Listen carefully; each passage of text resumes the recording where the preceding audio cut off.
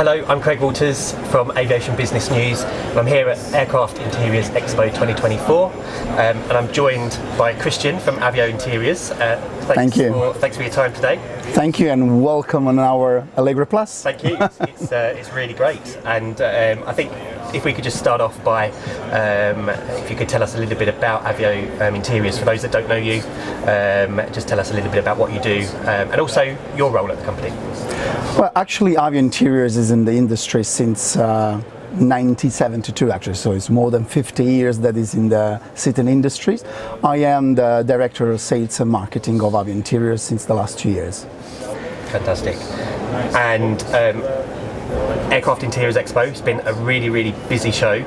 You've got a fantastic stand. So can you tell us a little bit about what you're showcasing here at AIX? Actually, at the AIX 2024, we are showcasing our latest product. We are showcasing the MIA seat economy for long range and short range. We are showcasing our Synthesis Evo business class seat, which is also suitable for premium economy in the wide bodies in the different configurations. And we unveiled the Allegra and Allegra Plus, which is actually the front row suite that is compatible with the Allegra seat. So actually for the airlines that would like to have a first class but not having a complete cabin of the first class, so we will manage the space of the aircraft in a smart way.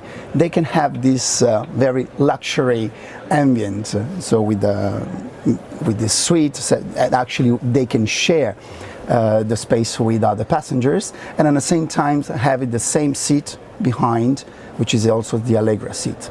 We have the version with the doors. We have the version with the high density configuration. So we have different solutions for customers. Great. And tell us a little bit more about the materials. It's high quality. Tell us how you got to this end stage.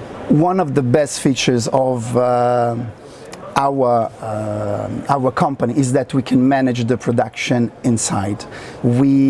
Everything that you can see is 100% manufactured in-house. So we manufacture the seats, we manufacture the monument, we do the cut and sewing, we manufacture the cushions, so we can also customize the density of the cushion according to the customer requirements.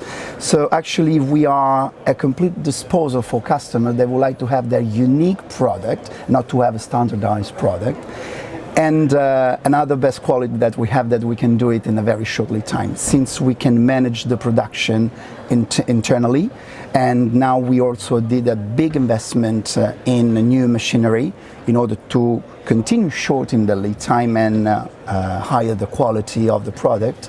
And this is, I think, the best solution for the airlines that would like to have a very new product, also luxury product, in a short lead time, and think about the return on investment.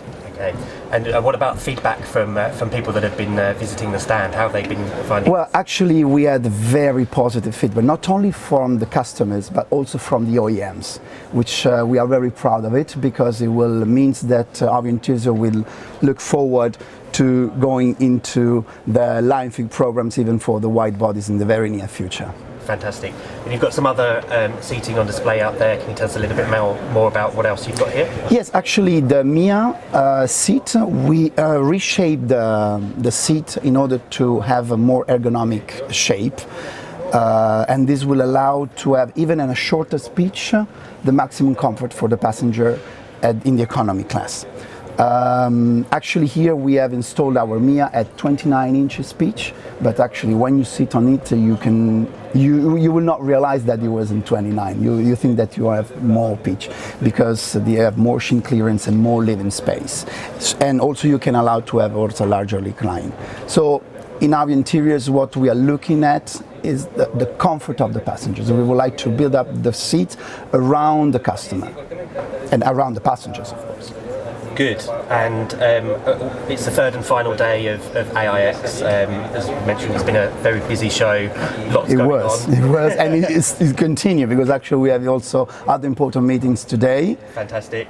So, have you noticed any specific industry trends as you've been here and talking to people? What are people telling you about what's going on in the industry, specifically for cabin interiors, anything like that? Actually, we have different feedbacks because each airline has their own business model, they have their own customers. So I think we are the right players for the airlines because we can customize our product and we can accommodate all the features that the airlines would like to have on board. So we don't have a standard product. Actually, you see the Allegra Plus here, but this is just a proposal. Since we have the possibility to completely customize the surrounding of this beautiful seat, we can accommodate the requirement of the airlines, and at the same time they will have the unique seat. And this feedback is the most important that they have to have, the airlines they have to have, because they will realize that they can have the unique seat. And here the feedback are really positive in terms also of the lead time that we can do that, because they realize that they can start with the new configuration in a shortened period that compared to the others. Okay, good. And final question. What do you think makes Avio Interiors stand out from the crowd? Is it your customizability? Is it that adapting to customer Absolutely. requirements? Customization and short lead time, which in this market I think are the keys for the airlines to think about new project, a new appearance of the cabin. Great. Christian, thanks for your time. Thank you. Thank you very much. Okay, so here we are on the third and final day of Aircraft Interiors Expo in Hamburg. And AIX is on the IFPL stand. We've been joined by Dan Rust, who is their head of design. Welcome, Dan. Hello. Hello. Have you had a good show? Tired?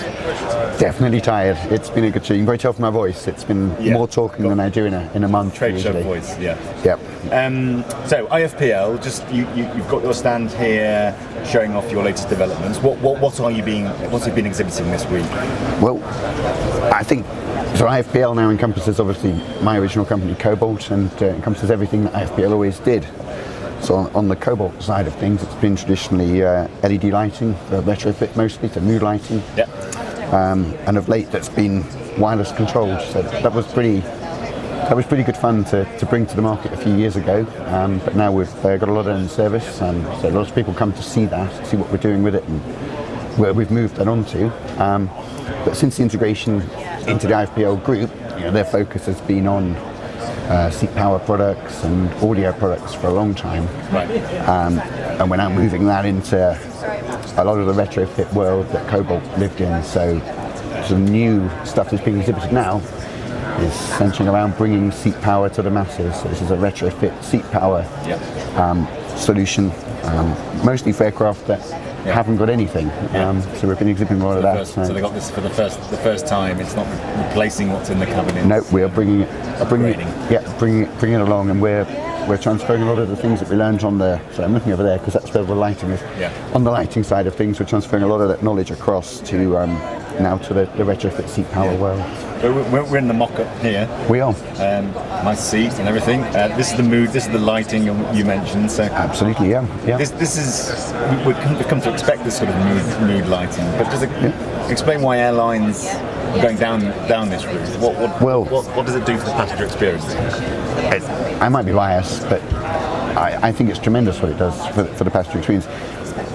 Perhaps 10 years ago, certainly 15 years ago, this kind of lighting was the preserve of business class, of VIP aircraft. So there is that natural association with kind of a premium airline whenever you see it. But probably since we came along, our sort of vision as Cobalt was to bring that onto the market so it's available for everybody. So you're seeing it right the way through tourist class or the economy class of most airlines, or a lot of airlines now. Yeah. But what research shows is that if you want to just look at it from a kind of marketing perspective, the lighting has almost the single biggest kind of impact on a customer and their perception of the flight.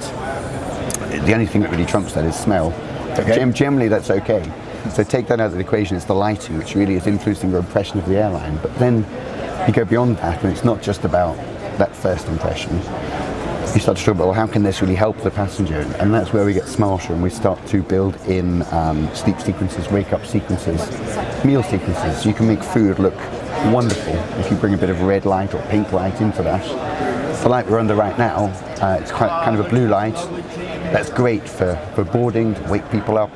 It looks great for branding. If we were to eat a meal under this light, the food would look grey, unappealing. So we'd have a meal session perhaps where we'd warm that light up, bring in the reds. It brings the colour out, the natural colours out in the food. Can really enhance those in-flight experiences as well. This is where taking people from A to B meets almost human psychology. That's exactly. That is exactly what it means. Yeah. And it's subconscious. It's not like anyone comments on it particularly, or even sort of notices it consciously. They Absolutely. just feel that gives them a feeling. When we do it right, When they're commenting, it's because somebody has gone crazy. And I guess if it gets wrong, then that's when you get the comments. Absolutely, yeah. Some of the best. We do have customers who have genuine needs for something shocking. They're transporting football teams around and they want team colours or national flags, national holidays, St. Patrick's Day. Okay. Some airlines want some red themes and they're quite shocking things to see. It says bespoke. This can be bespoke. Yeah, and that's how we. It's quite an easy system to do that with. But outside of that, the best effects are very subtle. Yeah. So it might be blue, but you would be surprised how close to white it is. It's a meal setting. It's got some more red in it, but it isn't red. It's just a little bit off-white in that direction. Right. Very subtle effects, as you say. You don't notice them particularly, but it having an effect on you and enhancing your experience. One of the big themes we hear on a lot of stands when you retrofit is how easy it is to do that. Yep. There's a challenge around people and personnel and technicians, particularly in the cabin and so on. So you've got to be able to get these things into these aircraft interiors that weren't there before. So there's the logistics issue around that. Yep. Then there's also when you need to repair or overhaul, there's the issue of end of life as well. So I'm sure this has been worked into your designs, your head of design. How does that change the way you operate as head of design? It gives me a lot of sleepless nights, headaches, and work to do. Challenges, absolute opportunities. That's the word. Thank you. Yeah. As you say, you've hit all of those points really. You're looking at an aircraft. You're trying to put something into a space that either wasn't designed to take what you're trying to now put into it, or sometimes the thing you're trying to put in was just not envisaged anywhere on the aircraft. No. So your space envelope is always constrained, which informs a lot of your choices in how you design the product. And then once you get past the initial kind of what literally can we and can we not do, you start to move into those things that you're mentioning, the fact that somebody has to be able to install it easily, quickly.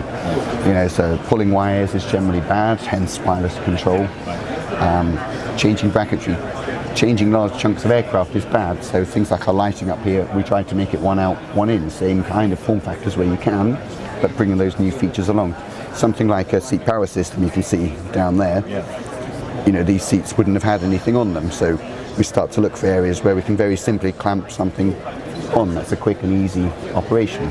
Again, we're bringing that wireless capability that we developed on the lighting side across to what we're now doing in seat power to give us some intelligent management of those systems, but without the need to pull excess cables. So that's what you think. And then the last thing you touched on was the sustainability, the environmental impact, the through life impact, and also through life cost, because it's all related. You've got to think, if you're doing something like a lighting tube, that shouldn't be damaged by a customer. So really your responsibility in making that environmentally friendly is really to make it last as long as possible. So the idea is you're getting away from something like a fluorescent tube that was being replaced every 6 months or so and had a lot of hazardous substances in it. Something that realistically should last the life of the aircraft or thereabouts, and it's materials that are commonly recycled. Right. You can't always get every last bit, but you do what you can. Then you look at things like the power. There you have a slightly different premise. There are the expensive bits that should last the life of the aircraft, and there are the bits that the customers interact with, the USB outlets, which get blue tack shoved in them, chewing gum, they get kicks. We'll come across that. You name it, it will happen. So you want to make sure when that happens, it's good for airlines on through life costs, but environmentally you don't want to be throwing huge chunks of plastic in the bin. So we try and focus on those elements that will get damaged and make those the smallest possible part to be replaced. So you're just taking out a very small element and replacing it with another one. And that helps the cost, and it also helps environmental impact. I think anything maybe illustrates people's expectations or inflation of expectations in aircraft is you kind of expect to be able to charge a device You do. in any aircraft. I mean, it doesn't matter if it's long, short, or low cost. Yep. And when you can't, you're quite surprised, maybe quite frustrated because you've probably planned your iPhone's battery around being able to charge for 2 hours while you're flying somewhere. And then often, even if they are there, sometimes they don't work. Or actually, I flew out here, it was barely accessible under the seat. Couldn't get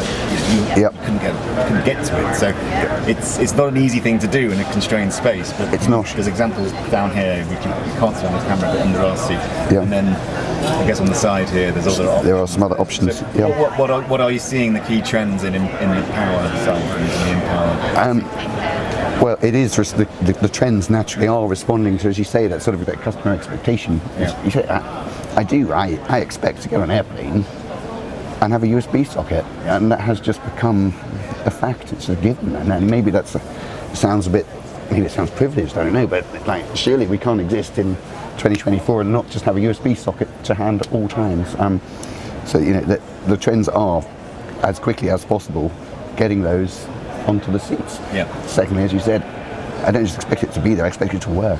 And that, it sounds obvious, but often they don't, just exactly. for no reason you can't. And that plays into what we were talking about just a moment ago, this sort of the easy replaceability. It's not just about the environmental impact and the through life cost, but if things are quick and easy to repair, they get repaired. If things get broken and it's a big chunky thing that's going to take an overnight shift to fix, they get left until 30% of the aircraft isn't working and somebody has to respond. So you've got to make sure that there's going to be good uptime. Again, you've got to find the thing. As we said, these seats weren't necessarily developed with seat power in mind, so there isn't a lovely little socket floating in front of my face. It has to go somewhere like you see there, that's where we can put it. So we start to put these lights on them. It's much easier to see where that is, particularly in the dark. You see a little glow of light and it's just there. We do things like a reversible USB. Again, you don't want to be fiddling around here, I've got it upside down, maybe I haven't, I'll just try it. It will go in either way. So things like that are the kind of things that the trends you've got to focus on. It should be what you said, it should be there, it should be working, it should be easy. That's what I expect. We're out of time nearly, but just a quick question. You said earlier it's been busy, and your voice reflects that. So how's the show been? I think it has been fairly busy. Yesterday it was, I think, particularly busy. Third day is always a bit quieter, but gives you a chance to breathe a little bit. How's it been for you? Exactly what you just said. The voice does reflect that. It's been busy. Every day starts off, there's sort of the peak, there's the lunchtime lull, you try and get off and have a little wander, you come back and find your stand is rammed again, everyone's asking where are you. Very busy. There's a lot of interest in what we're doing. A lot of interest, and some of the things you start to talk, as soon as you mention lighting and wireless and power, they are trends and they're interesting, so you're sucked into conversations all the time. It's really good, really good. Great. Well, look, Dan, great to meet. Thanks for hosting us on your stand. Thank you very much. For a short amount of time, and we'll see you again. Cheers. Lovely. Thanks a lot. Okay, so you join us on ABNcast on the Viasat stand. I've got Don Buchman, who is the Senior Vice President of Commercial Aviation. Welcome, Don. Oh, thank you. Thank you for coming. Oh, it's been great. How's the show been? Oh, fantastic. One of the good ones, better. I mean, busy as we ever have been. So this is a 1-year marking of our acquisition of Inmarsat. So it was at this time last year we closed the thing. So it's basically two of the biggest IFC companies coming together. So it's been really fantastic to sort of see that transformation 1 year on. What has changed? I mean. So I think it's one company, right? So it was basically last year together we were shuttling between two stands here at the show because we had just the acquisition had just closed 5 days prior. So we were still learning names and trying to spell each other and trying to pick each other out of a crowd. This year it's one team. Make friends, So this year it's been 1 year on. It's basically an integrated product line. We have 60 plus customers coming. That are together. We've been adding customers throughout the year, and we're basically into the future. We're looking basically our customers are seeing the growth and seeing where we're going, and we're basically future-proofing technology. And so is that tie-up between two companies? There's obviously going to be synergies involved in that in the back end, but has there been a complementary addition to what you do? It certainly has been. It's been very complementary, right? So you think of when the two companies came together, one was a global company in Inmarsat. They started globally with international airlines. Viasat was very regionally focused over the years, and we were growing globally, and Inmarsat was growing. So now we've taken those two, regional and global aspects, brought it together in a complementary fashion, brought all of the sort of trust and reliability that both companies had built up with their client base over the years, and putting that together into one product line. Right.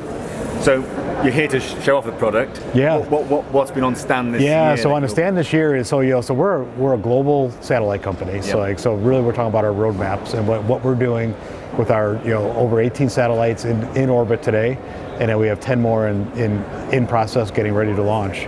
And sort of talking about what we're doing today and how we're going to the future. Yeah. And one of the things this year we've talked about is kind of our next generation cabin equipment. Okay. And so you think about a cabin, we have an antenna that's proven. The Viasat antenna is over 1 million hours a month of flight hours we're doing today. Right. The most reliable capable antenna on the market. And it's future proven because now with a simple modem upgrade that we've announced, you get access to all of not only the current networks from Inmarsat and Viasat, you can get all the future networks that are coming online that we'll be bringing just with a simple modem upgrade. Okay. And just explain what that does for the experience in an aircraft. Okay. As a consumer, what do I see? Yeah, so what I like to think about when we're selling here is we're not selling connectivity, we're not selling bits, what we're selling is net promoter score or customer satisfaction. Right. When I get on as a passenger, I want to get on Wi-Fi. Now it's become the norm. Like it used to be, who wants to be on Wi-Fi? I'm not sure I want it. Yeah. Now I expect it, right? Do you think we've jumped that hurdle? People now. Now it's expected, right? We've definitely coming out of the the COVID. Yeah. What happened coming out of there? We all became digital natives, and what we saw was a really sharp contrast in sort of the pre-COVID what people wanted to do when they got on board, what they expected, to when we came out, they wanted to be online, but they expected to have Wi-Fi and they expect to have good connectivity, and not just sending text messages. They wanted to do what I do at home, what I've learned to do. Now I'm watching entertainment at home. Now I'm doing education at home. I'm doing work from home. Yeah. I'm doing video conferences, whatever it may be, very bandwidth hungry applications. I needed that to work on the aircraft. Yeah. And that satisfaction, if it doesn't meet that standard, then there's going to be a dissatisfaction with Wi-Fi. It used to be, if I had Wi-Fi, I was just happy enough if it worked. Now, it's not only do I have to have it, it has to do what I want to do and what my device wants to do. And that's what we've been doing, and that's what our airlines have been pulling off. There's a big European football tournament coming up. Or soccer. People be able to watch live stream games. Yeah, exactly. Champions League, right? That's one of the big things. It's a Champions League game. We've done World Cup. We had a launch with one of our Middle East customers, El Al, during 2 World Cups ago, and we watched the semifinal game on a 787 from Tel Aviv to Paris. It was France against Belgium in a semifinal. It was exciting to watch. You can hit a goal scored, you can hear the entire aircraft go, or every penalty. It was just fun, but you can do that. So you think about entertainment. Connectivity, our homes are now basically, it's our connectivity at our homes is now our entertainment device. We're watching, whether it be catch up with your famous, your favorite serial program, or catch a live event like sports. It's interesting. It's like I think about how the hospitality industry, the hotel industry. It's always used to be the case that when you went to a hotel, you expected the environment in which you stayed to be better than your home because you're paying good money for that. But actually, the home has now gone so quickly in that direction with connectivity in your home. Your expectations just go higher, and of course that puts pressure on the airline, but it's a similar expectation. Yeah, so that's what it is. That's why we partner with our airlines, right? So we're the experts, right? So we've been delivering internet to homes for a decade. We've been delivering free Wi-Fi to airlines for over a decade. And so the airlines look to us as a trusted partner. So we're not just selling and promising something that we don't fulfill. If we don't fulfill our promise, then we're going to be in trouble. And this is something that's happening across the sector. So clearly 10-hour flight, long haul, flag carriers, there's a high expectation, but this is dribbling down now into the low-cost regional. It's starting everywhere, right? So when we started in the U.S., it was JetBlue was our launch customer. Who JetBlue's branded themselves as a leisure, low-cost airline.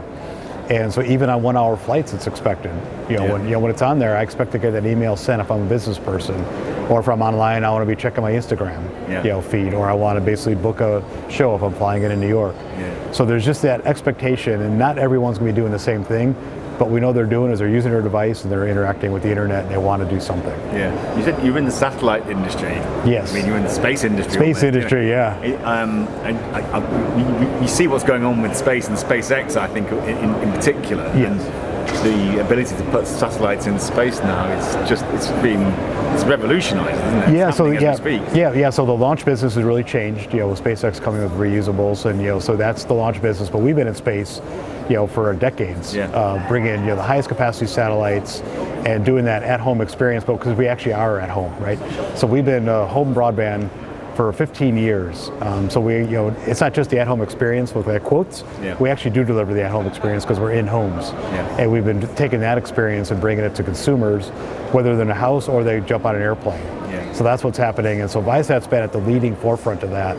And not just back then, we are still leading the way. So for 10 years, the internet has gone from 2G, 3G, 4G, 5G on our cell phones to our homes having DSL at kilobits per second. Now we're talking gigabits per second.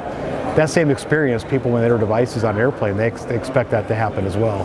So we need to keep up, and that's what we've been doing. This pace of change is only quickening. Companies that you've got to keep up. So your product development, what's coming down the line. What kind of things can we expect to see from you at shows like this in the future? Yeah, so it is that keep up, right? So it's that trust and reliability, right? So it's trust that we're going to basically keep up such that that I didn't buy something today on an airplane that's going to be on there for 10 years, and within 2 years it's obsolete. That's the thing that we don't do. So our satellite investments have gone from, Viasat-1 was 140 gigabits per second. We launched in 2011.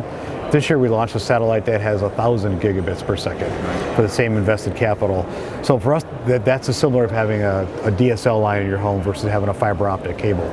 So that's the expectation, and that's what we're investing in space and investing in our infrastructure such that the airlines and their passengers can rely on us to keep up. Yeah. And there is no compromise. Is there a technical limit to this? Technicians or technologists talk about things like Moore's Law, which I can't remember exactly what it is, but it's where processing power doubles every year or something like that. Every 18 months processing power doubles. And everything gets tinier and tinier. And so there's almost, it feels like there's no limit to this. Is that true? Is there a physical limit? And are we hitting it, or are we a long way from that? Well, supply and demand, right? So that's what we're trying to keep up with. So basically the IFC systems that have been out there, they all work.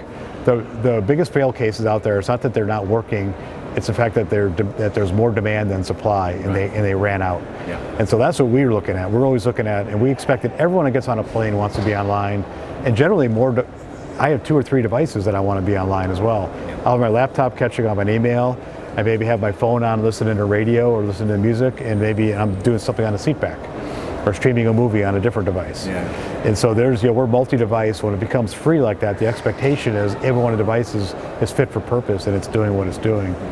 So when you get hundreds of devices on a plane, so today we have 5,000 flights a day that are including free internet in the United States. So that's remarkable, and every one of those will often see 100 to 200 devices. So we have more devices than people on board. And so in that peak demand, it's all about the peak demand and where it's at. So it's not just the average. So that's a really hard problem to solve, and that's the one that we are keen to solve. Yeah. What you hear a lot in the show like this is when you have to put these kind of devices and this kind of technology into aircraft, retrofit, is making that easier to do. Obviously, there's capacity constraints there. So how are you trying to address that? How are you making it easier for your airline partners to say, this is not going to be a big problem for us, we want to get it in, and we'll get it in. So that's really what, when I talked about this antenna in our kit, it's actually the highest reliability. So you think about, we've invested heavily in the antenna to make it easy to install. So we've done over 700 installs in a single year, 500 on a single airline. So that allowed them to basically quickly, not just have a slow thing on there, we were able to get the kit onto the plane, get it installed within 2 days, and get that airplane in service and get that great Wi-Fi out there. But at the back end of that, you need to be able to maintain that equipment. So having the highest reliability of the equipment, having all of the built-in smarts that basically tell something when something may be breaking. But first of all, we want it to not break. And so we've invested heavily to be the most reliable system. And that's one thing we're really proud of, is our system is not only future proven, it's today, it's the most reliable, and it's the most reliable in the future that you can do. So you basically don't worry about it. That bit's taken care of. Now let's just worry about, am I able to get the Champions League game on? That should be the worry.